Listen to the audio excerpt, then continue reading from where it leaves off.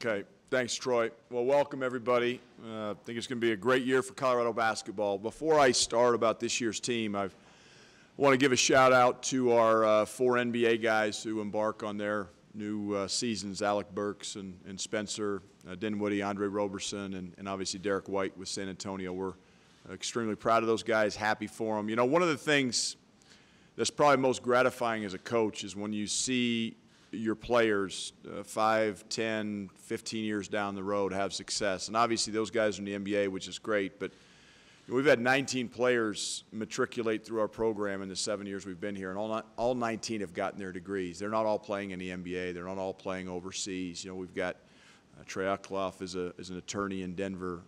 Levi Knutsen's in the financial business in Denver. Ben Mills is working in downtown Denver for a software company. So much like our players, you know, our staff has changed over the last few years, and I just want to make a quick announcement on our staff. You know, we've had tremendous stability since we've been here. Bill Carton is starting his 7th year as our director of ops and a film guy. Sean Carney's starting his 5th year. We lost, obviously, Rodney Billups 2 years ago to the University of Denver. Really good, quality coach, did a lot of great things for us here. Obviously, just recently, Jean Prilo moved on to San Jose State, and he got his first head coaching opportunity. So Mike Rohn is a guy that's been here from day one, along with Coach Carton and myself. And he's going to be our associate head coach. I'm giving him that title. I shouldn't say I'm giving it. He's earned that title. And so he's a guy that is going to be a tremendous head coach. Much like our players, we want them to move on and have success. Mike Rohn has everything it takes to be a great head coach. Coach Greer on our staff, obviously, who replaced Coach Billups, has been a head coach for 8 years.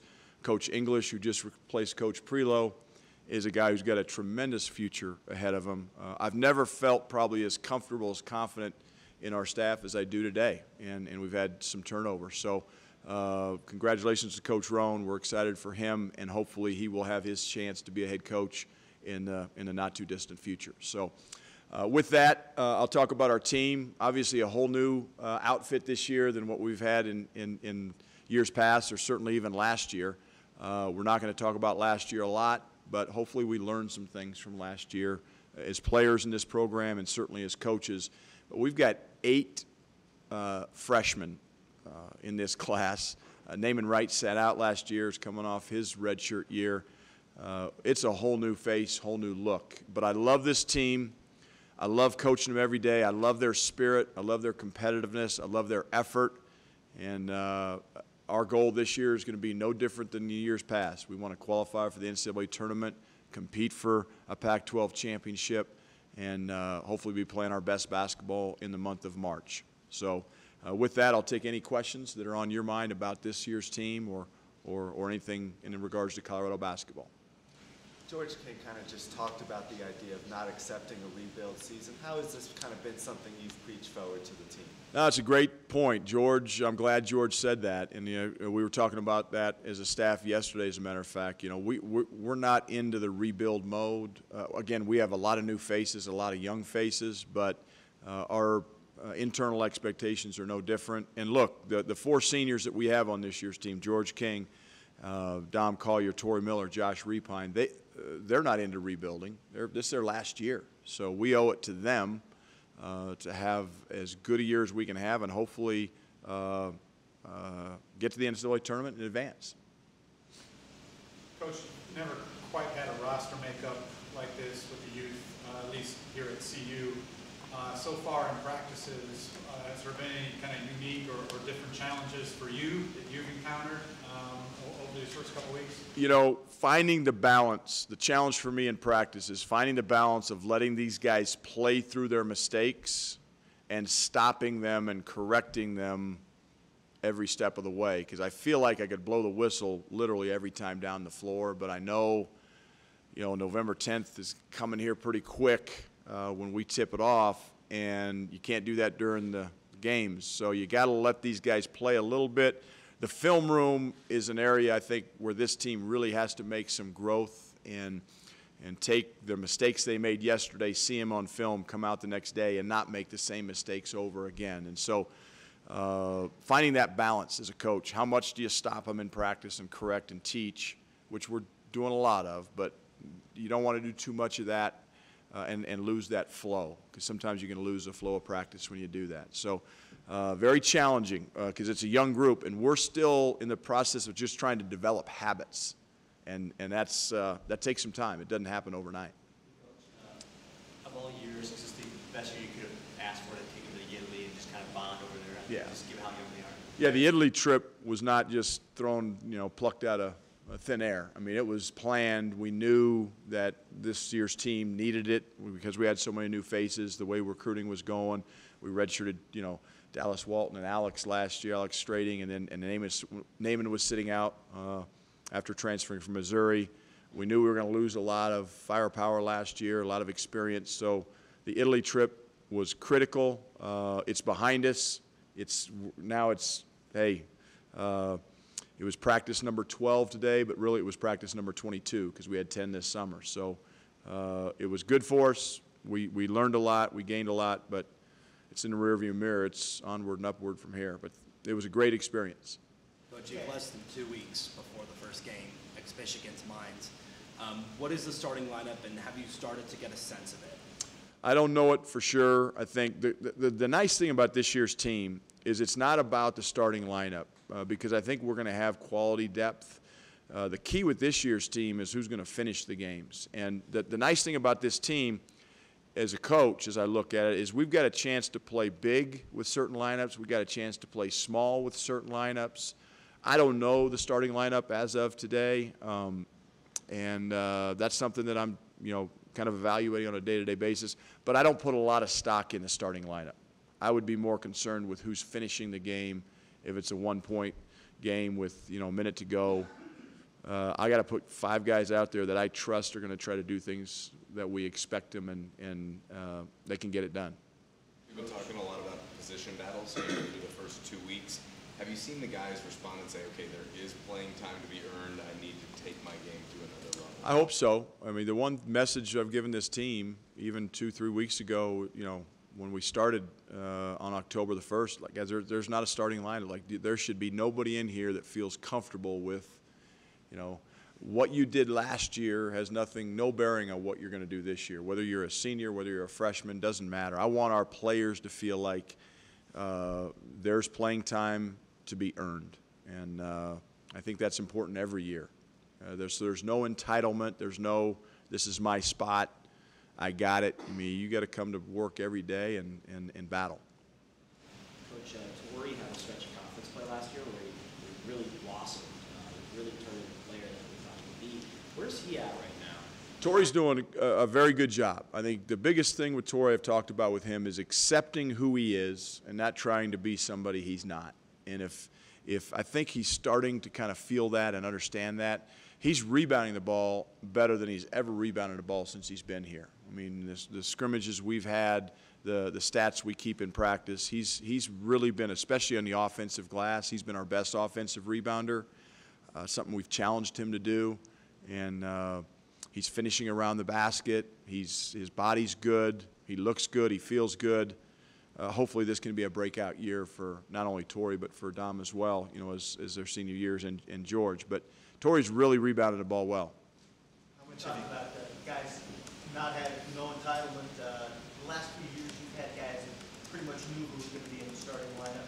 Has that created a little more intensity and a little more activity and competition? I think it does. And when you have so many freshmen, I mean, it's like, okay, there are literally spots to be had. I mean, whereas in years past, you had, last year we had 2 freshmen, Dell and Lucas, and obviously we had a couple that aren't back, but we had a lot of veterans that were experienced players, and sometimes just the feeling that, well, they're seniors, it's their turn type thing. I don't want that. I want our seniors to be pushed by freshmen and to be looking over their shoulders. That means we're recruiting well, and there's got to be an edge to us at Colorado, and there should be an edge to us. Pac-12 Media Days was last week. They picked us 9th, and if our guys don't have an edge after that, I don't know what will create that. But we have to have an edge that we didn't have, again, last year. We had it certainly when we got here. It's kind of come and gone. We got to play with it every single year and every single day, every single game. How much have you kind of seen a learning curve with your younger players, and how ready do you feel? How ready do you think they'll be impact players right away? Certain guy, I think, you know, a guy that's probably stood out head and shoulders above the rest is McKinley Wright. Physically, mentally, emotionally, he's really stepped up for a freshman. Some other guys, they come and they go. You know, Deshaun Schwartz has had some great moments. Tyler Bay, great moments. Evan Batty, great moment. You know, every freshman down the line has had great moments. McKinley's been that kind of day in and day out guy in terms of that freshman class. Dallas Walton has had some really good moments. Alex Strading continues to improve and get better. So that freshman class is going to be up. It's going to be down. That's the nature of freshmen. But hopefully they can reach a level of maturity and consistency as the season unfolds. Coach, what went into going after McKinley the second time he was available in the recruiting cycle, and how big an impact did he make? Well, the biggest thing is, you know, when we had our year-end meetings and it was apparent that Bryce Peters was not going to come back and that Thomas Akiazili was going to go back to Belgium and play professionally, that's obviously two guards that left the program, and we went from not needing a guard, and that's why we weren't recruiting, you know, McKinley early, to needing one, and needing one like that could come in and play. So, you know, recruiting a lot of times is based on need, not based on, you always want good players, but we really needed a point guard. He opened up his recruiting. Staff did a great job. Coach Roan did a great job of identifying him. We jumped on him quickly, got to Minneapolis, you know, met with him, met with his family, his people, and had him here for a visit, and it was a pretty quick recruiting process. But I can't tell you how fortunate we are to have him. And I think if you ask McKinley, he feels very good and fortunate to be at a place like the University of Colorado. How many redshirts do you see coming out of the We'll redshirt at least one person, maybe more. We'll see. I'll have an announcement on that probably late this week or probably early next week. What will determine that in this week? I can't really talk about that. I'll determine that. Just kind of a feel. Yeah. I'll have that information when I announce it. Coach English on staff, do you expect to have somebody out there that can step back and shoot the three all the time? Coach, the nice thing about having Coach English on staff is he's one guy that's young enough and in shape. He can jump in there. He can demonstrate. He can move a little. I put him in some difficult situations already with some injuries, but he can't necessarily practice with us. But you know, he's got a feel for the game. Obviously, he just got done playing the game not too long ago. He's in good shape. He's young. Coach English brings a lot to our staff, not just. Again, I think so much is made of coaches now. You know, they're no different than players. We want our coaches to be well-rounded. They're not just recruiters or just offensive guys or just defensive guys or just administrative guys. They got to be able to do a little bit of everything. And Coach English is a young coach that's growing and developing, but he's got a chance to be really special. And he's been a good addition. We got time for one final question in here. We have a couple minutes for follow-ups out there, but one final one here. You've got a lot of young guys on this team. You talk a lot about it, but there's a senior on there that's played probably more games than anybody else you have. What do you have to have from George King this year? George King, what we need from George is leadership and consistency. He's got to be that consistent, stable guy who knows he's been there, knows he's done that, and can give those freshmen that rock that they can kind of look to, especially when things get tough. Not lose his head. George is a very composed player, which I think will help him in that regard, but he can't be thinking about just George King and his game, and I think that's the difference a lot of players have to make going from underclassmen to upperclassmen. You get in that leadership role, he has to get out of himself, get over himself, get out of himself, and kind of have the big picture with this team and set the example, but now hold his teammates accountable to that example and not get too high and not get too low. This is little bit.